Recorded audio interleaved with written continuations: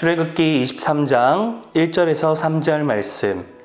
너는 거짓된 풍설을 퍼뜨리지 말며 악인과 연합하여 위증하는 증인이 되지 말며 다수를 따라 악을 행하지 말며 송사의 다수를 따라 부당한 증언을 하지 말며 가난한 자의 송사라고 해서 편벽되이 두둔하지 말지니라.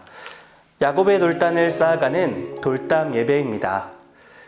우리나라의 양궁은 세계적으로 뛰어난 실력을 갖추고 있습니다. 올림픽에서 금메달을 놓치지 않는 것이 우리나라입니다. 이처럼 뛰어난 실력 뒤에는 공정한 시스템이 있었습니다. 선수를 선발할 때 학연이나 지연으로 특정한 선수를 뽑는 것이 아니라 철저한 실력 위주의 평가를 시행합니다.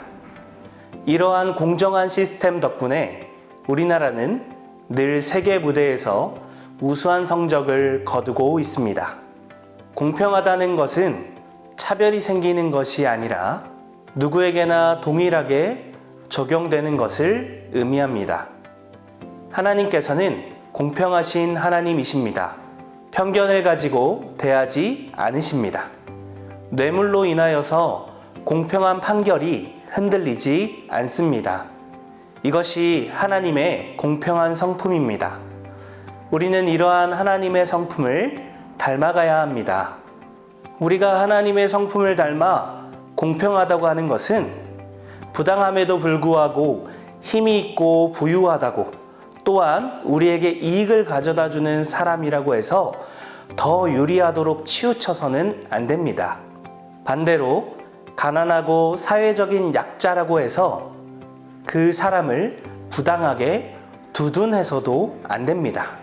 아무리 형편과 처지가 어렵고 안타까운 마음이 든다고 해도 기준을 벗어나 잘못된 판단을 하는 것은 하나님의 공평에서 벗어나는 행동입니다.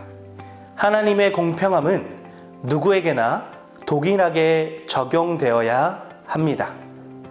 내가 좋아하는 사람이든 내가 싫어하는 사람이든 나에게 도움이 되는 사람이든 나에게 해를 끼치는 사람이든 부당하게 대하거나 무시해서 안 됩니다.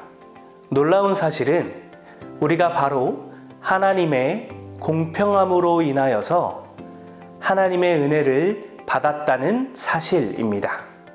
하나님께서는 더 특별하고 귀하다고 생각되는 소수의 사람만 선정해서 구원하시지 않으셨습니다.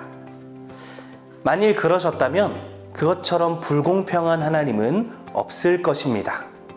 하지만 하나님께서는 모두에게 동일한 은혜를 베푸셨고 모두에게 동일한 사랑을 주셨습니다.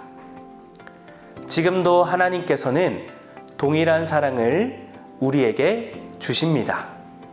우리는 이러한 하나님의 성품을 닮아가야 하는 자이기 때문에 모두에게 동일한 기준으로 하나님의 마음으로 대해야 합니다.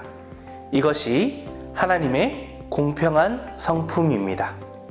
신년의 모든 성도님들이 하나님의 공평한 성품을 닮아 어느 쪽이나 치우쳐지지 않고 모두를 하나님의 마음으로 공평하게 대할 수 있는 주님의 귀한 자녀들이 되시기를 주님의 이름으로 축복합니다.